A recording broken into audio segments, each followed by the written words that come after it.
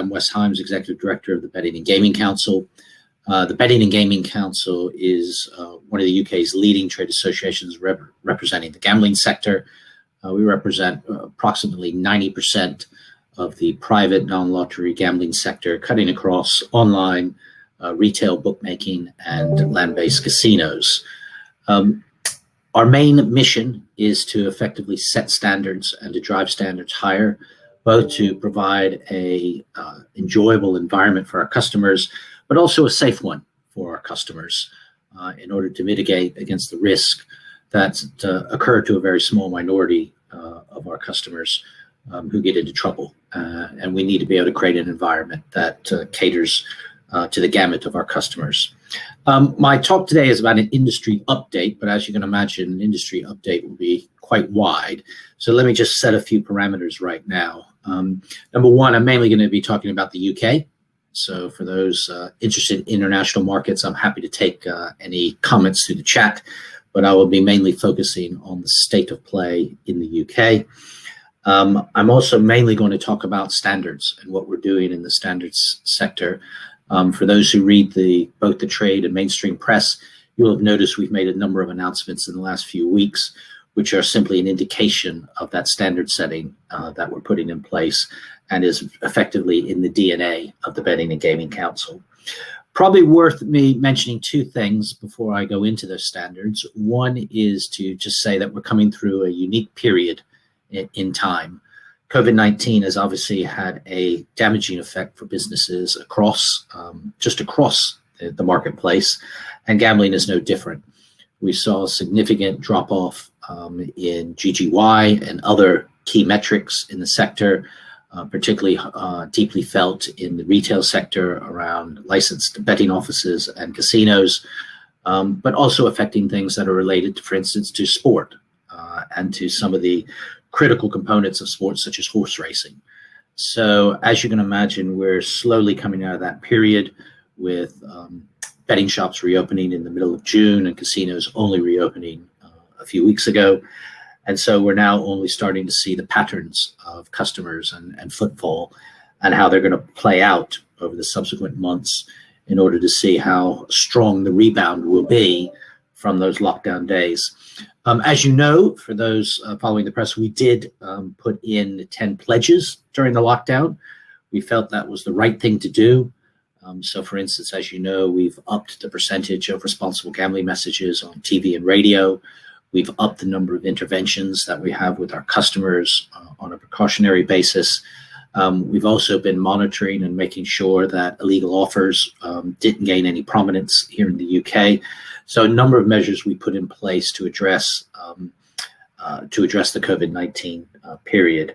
And we will be, of course, evaluating those measures as we go forward and as the ease down continues for the foreseeable future. The second issue I should mention is the upcoming review. Obviously, this has been on the tips of everybody's tongue for quite a while now, with the government following its election in December of last year, indicating that it was going to bring forward a review. And we believe this review will begin sometime in earnest in the late autumn. We believe that this review will have a potentially wide scope for which some of the issues I will touch on in a minute. We believe that this will be a lengthy review in order to make sure that it is comprehensive. And obviously, many of the various issues have already been teed up, not only by us, but various reports, such as the House of Lords report and a few others. So people are already starting to understand some of the scope and areas that this review will cover. So I think, coming out of COVID-19 and going into the review is probably one of the biggest challenges for the industry. And as you know, with the current state of play and the current mood music around gambling in the United Kingdom, this review will play an absolutely critical pivot in how gambling is not only perceived and viewed, but also, of course, and most importantly, how it will affect our customers and obviously hopefully in a positive way. Moving on to standards real quickly. There's a number of areas, and I'm going to go by them fairly quickly, but by all means intervene with a chat question if you do. There are probably about 5 areas that we're focusing on in terms of standards. It really starts with our 22 safer gambling commitments. So if you simply Google safer gambling commitments, you'll come up with the website. You'll see the 22 actions that have been agreed by the industry that were adopted in November last year and are being taken forward by the Betting and Gaming Council Standards and Innovation Team. There are also several other initiatives underway that are not related to the safer gambling commitments, which really form the work program of raising the standards for the industry. The first one is what I would call addressing under 18s and vulnerable. You will have seen, for instance, that we just published and will implement from the 1st of October a new policy for online advertising, indicating that operators need to have a 25+ age filter in order to provide advertising on social platforms for prospecting campaigns. That's a good example. Another one is we launched at the beginning of this year a £10 million campaign working with the excellent organizations of GamCare and YGAM to basically educate 11 to 17-year-olds across the country over the next 4 years about gambling, its risk, and obviously the fact that it is a 18+ service and product for enjoyment. And we're very excited about that campaign. The comprehensiveness of that campaign is excellent, and we're going to take that forward. So those are two examples of what we're doing around youth and the vulnerable.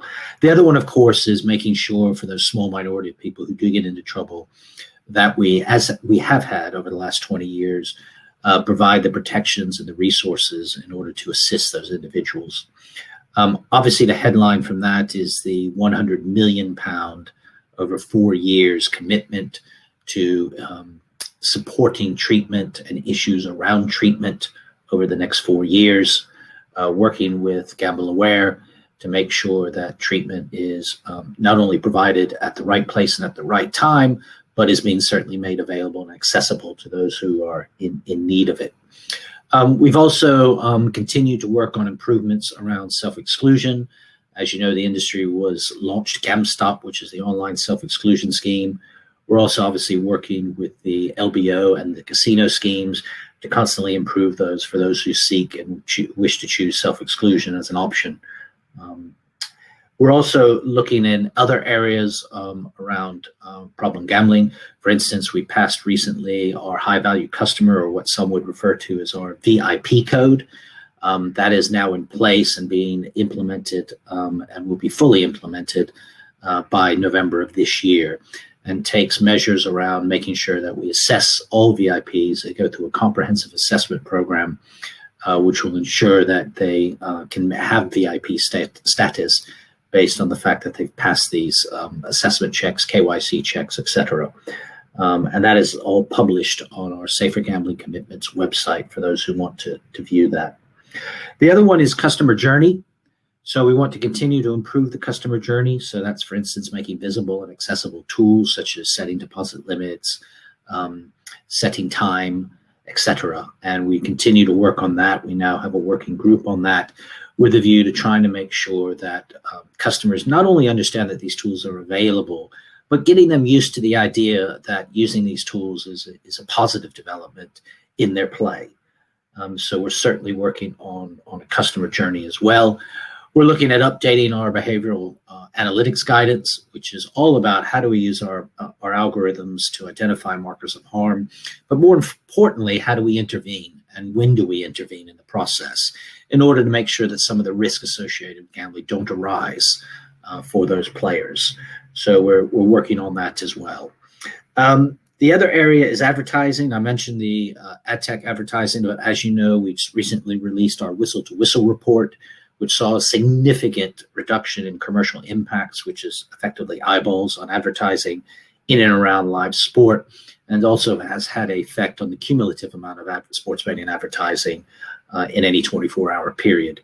So that's been very positive and is available on our website as well. We're also looking at, and it's no secret because we've said it before, that we're looking to replace the When the Fun Stops campaign with a new messaging campaign that is making its way through our various research stages. And I'm hoping that by the end of this year, we will have something that we can begin to use as part of a campaign to encourage people to obviously gamble safely and responsibly. And the last one is a cultural shift. One of the things we're trying to do is make sure that that these issues are simply not what you might call a compliance tick box exercise, but really trying to get into the culture of the operators and understand that the sort of modicum of safer gambling is something that needs to be embedded across all the business. So it's not a compliance effort, it's not a risk effort, but it's also in advertising, it's in business development, and of course, most importantly, in senior management. So we're coming up with a number of programs that allows exposure to, for instance, lived-in experience, in order to make sure that we are sensitive and cognitive of the issues that arise from gambling, and to make sure that we are culturally in tune with the changes necessary in adapting policy for a safer gambling environment.